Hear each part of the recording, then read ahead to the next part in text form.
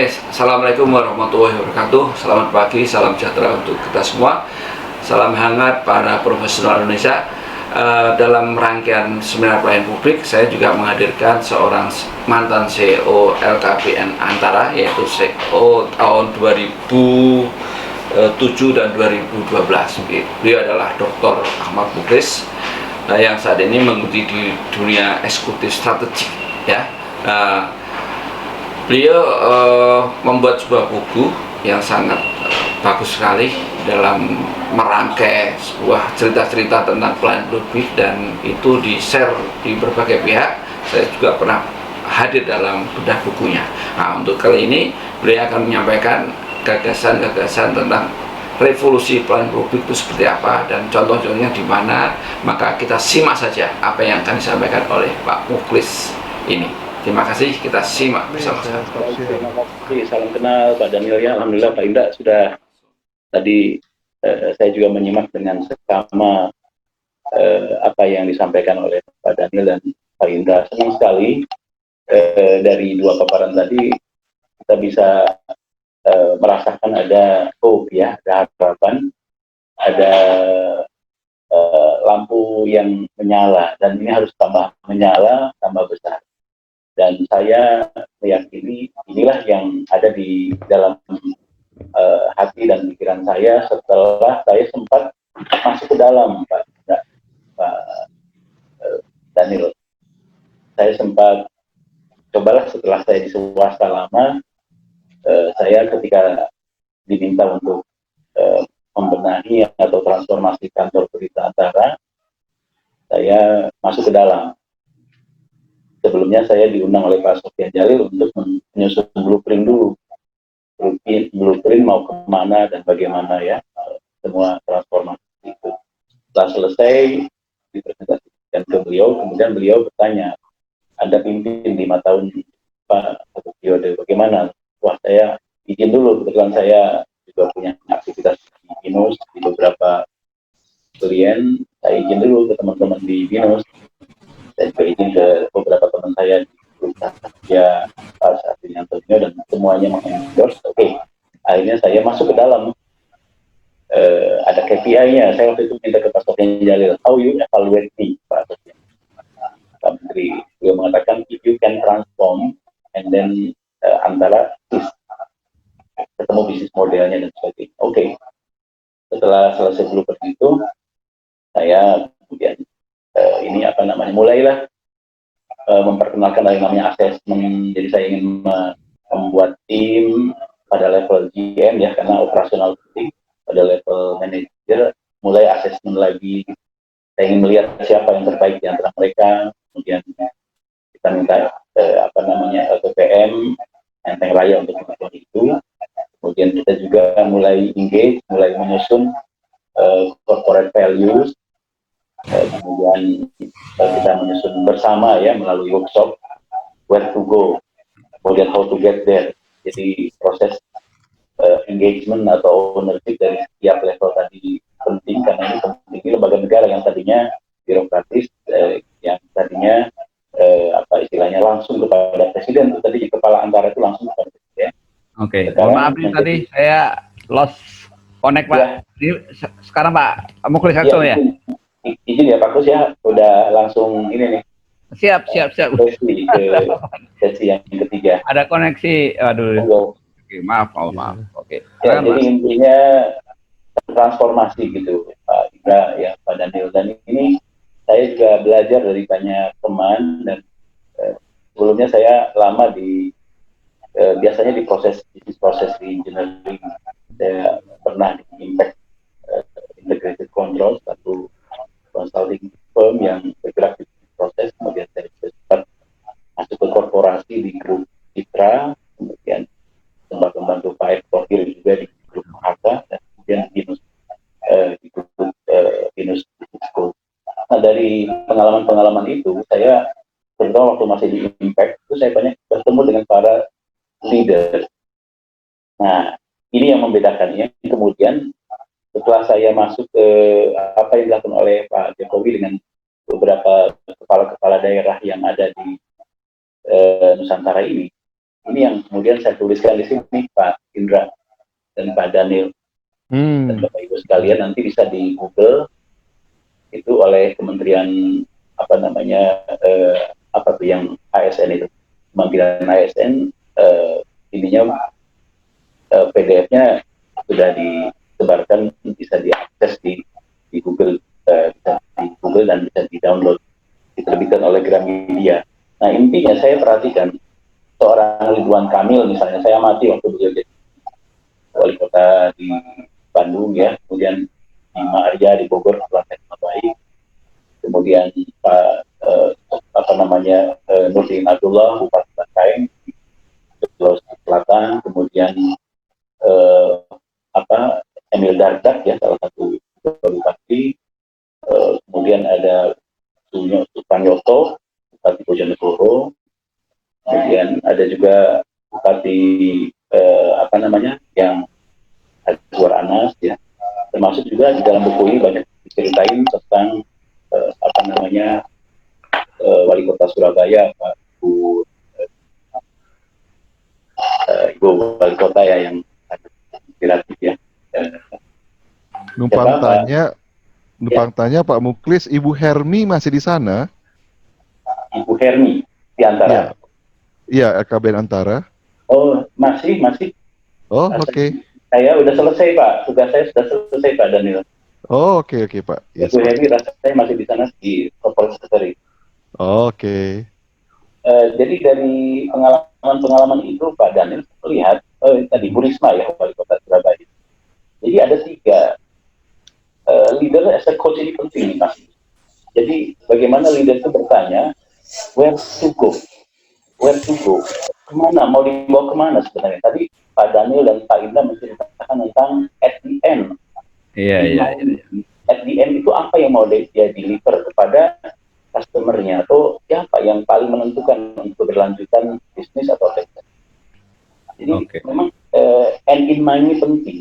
Jadi self coaching, dia bertanya pada dirinya where to go, apa ujung dari pelayanan. Nah ini Pak Bos, ujung dari pelayanan itu apa yang dia mau hantarkan. Ujung dari pelayanan yang kemudian mendapatkan yang disebut dengan customer experience tadi. Jadi yang pertama dia bisa meningkatkan benefit atau dia mengurangi pay. Jadi yang pertama itu penting memang bundle of benefit ya, atau values itu penting. Values kan function dari benefit dan pengorbanan, gitu ya Pak Indra ya.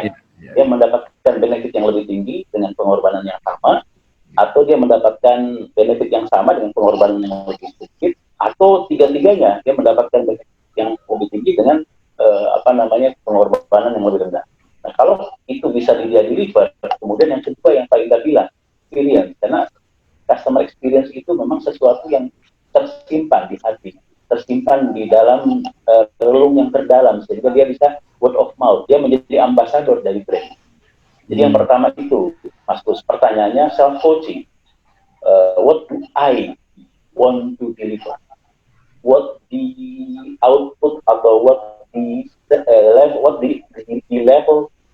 level of service that what I want to deliver. Itu memang penting menjadi pertanyaan pertama, self coaching.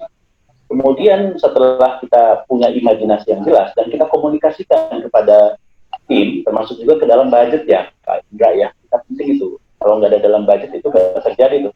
Karena belanja modal dan belanja training, belanja bisnis proses engineering juga tidak terjadi. Jadi memang harus cascading. Nanti saya akan masuk ke on yang kedua itu, ke on strategi.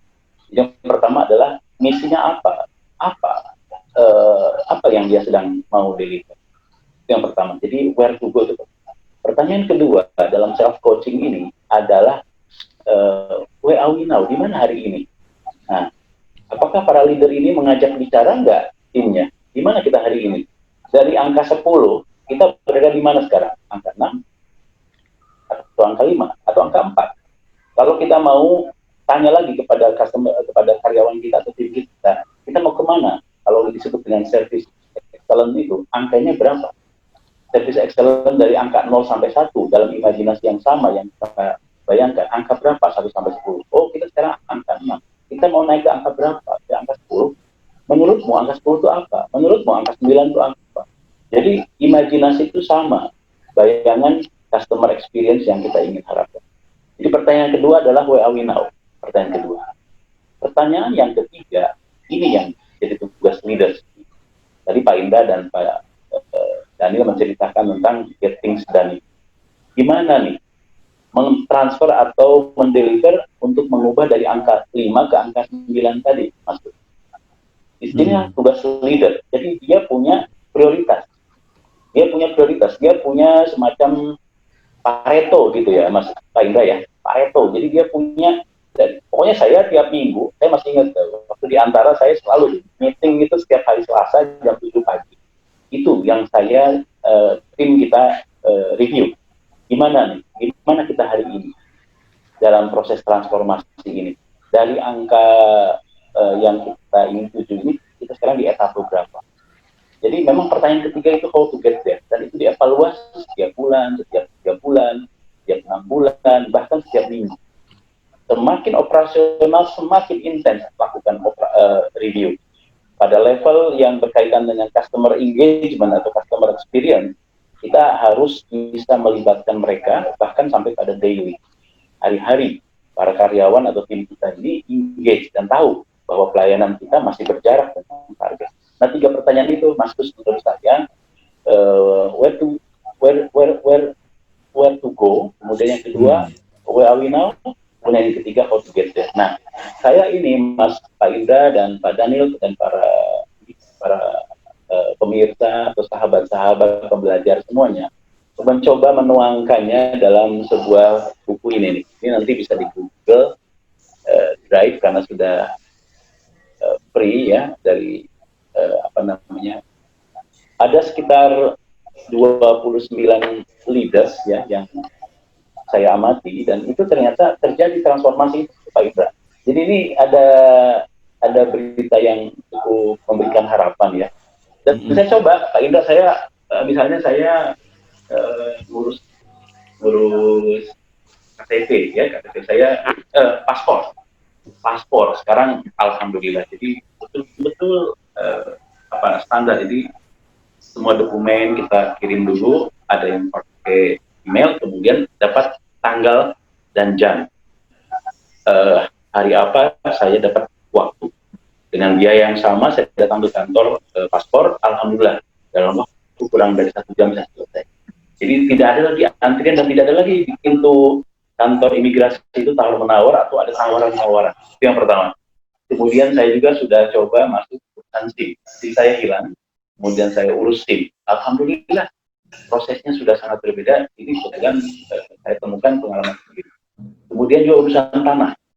Jadi urusan tanah ya, sertifikat tanah yang begitu banyak peluang-peluang terjadinya calo itu sudah zamannya Pak Sofyan Jalil juga, yang kemudian beliau beralih dari Kementerian ke Kementerian Agraria ya. Nah, dari sini saya punya keyakinan, Pak Indra. Saya ingin menggambarkan satu model ini, Pak Kus ya, yang tadi saya bisa ditayangkan atau saya tayangkan sendiri, Pak. Silakan. Oke, mudah-mudahan disebar ya, Pak.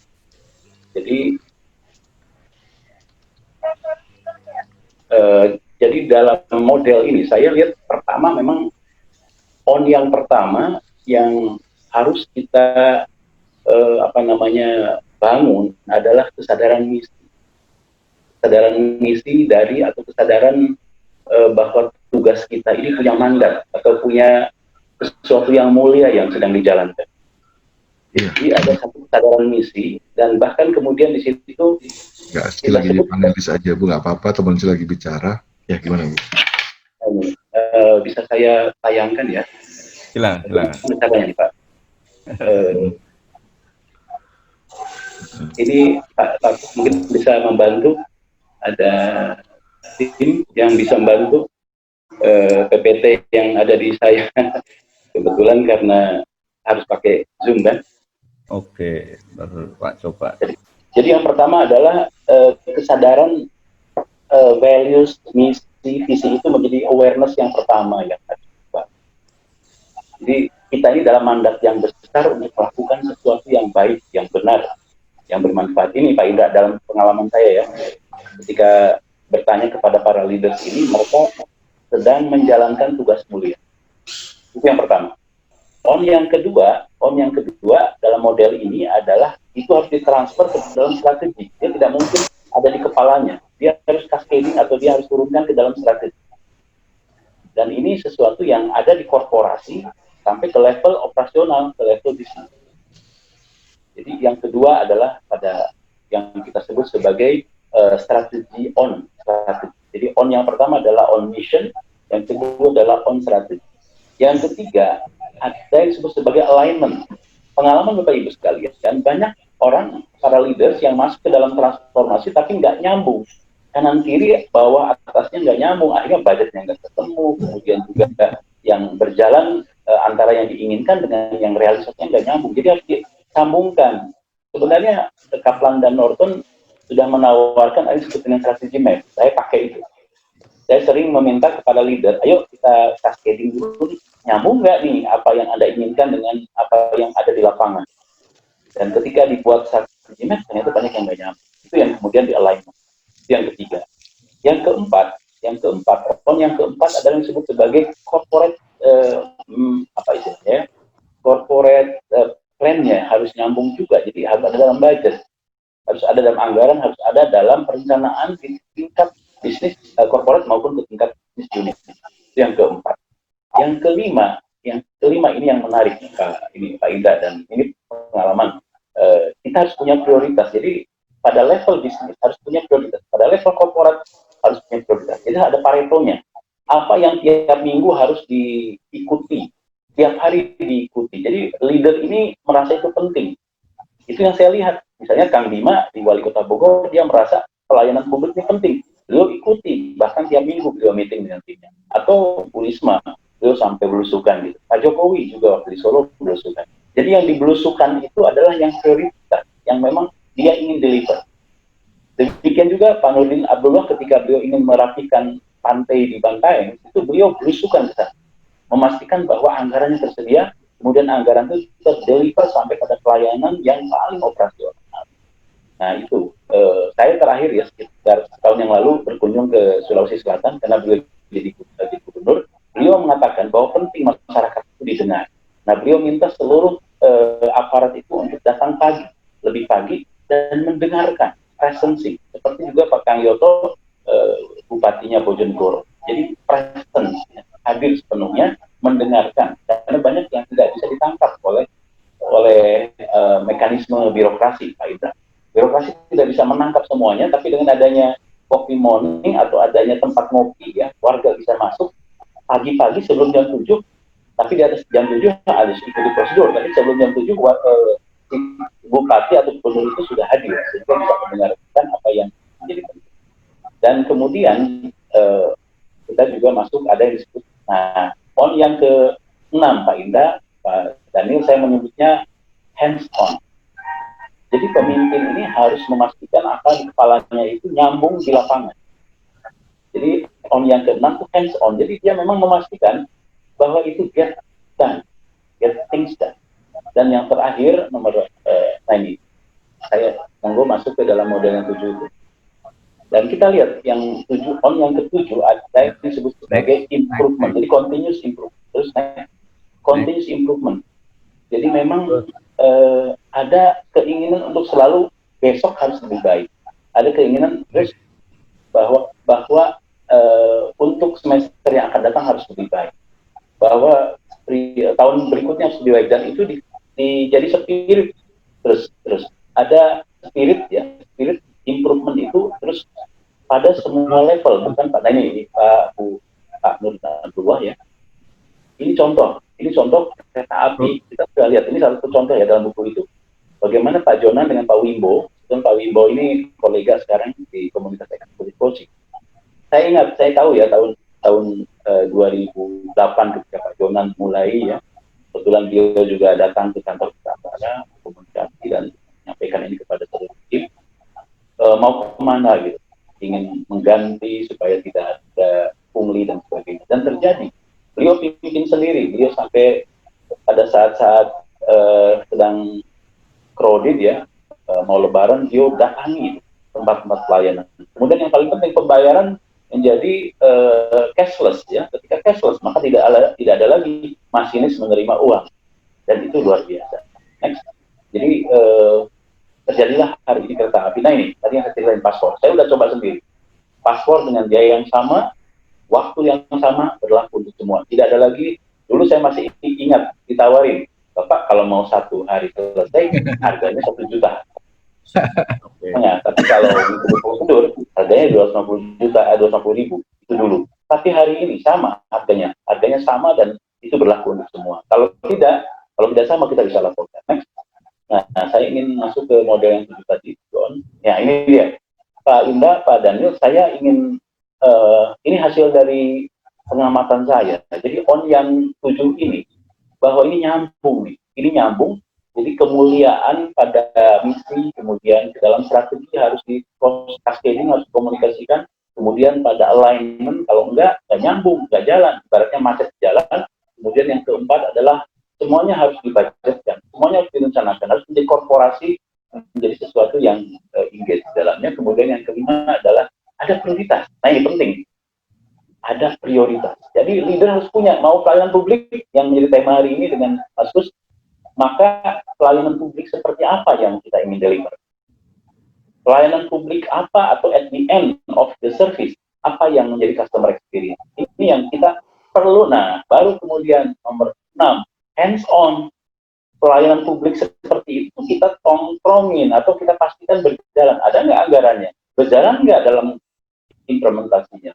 Apakah ini ada hambatan nggak dalam eksekusinya? Jadi leader kemudian memastikan semua hambatan itu teratasi. Nomor 6. Baru kemudian nomor 7, ajak semua orang untuk terus improve.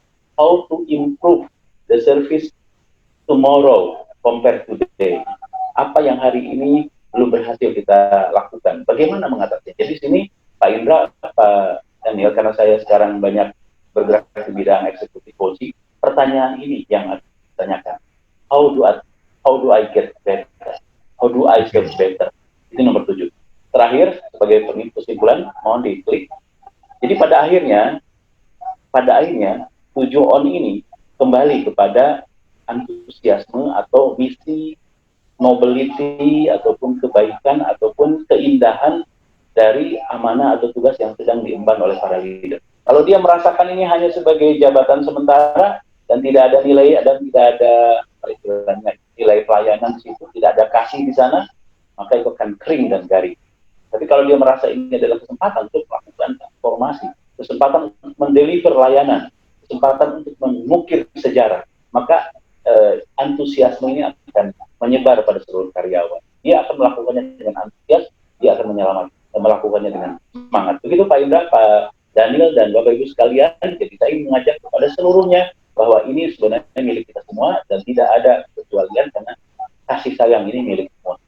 Kepemimpinan kasih, kepemimpinan pelayanan ini adalah kepemimpinan yang dapat diterapkan oleh semua, bukan oleh Ibu Risma saja, bukan oleh Pak Jokowi saja, bukan oleh Pak Udin Abdullah saja, bukan oleh Pak Bima saja, bukan oleh Pak Ridwan Kamil saja, bukan oleh Pak Sunyoto saja, tapi oleh seluruh pemimpin. Dan hari ini kita harapkan muncul pemimpin-pemimpin lebih banyak lagi.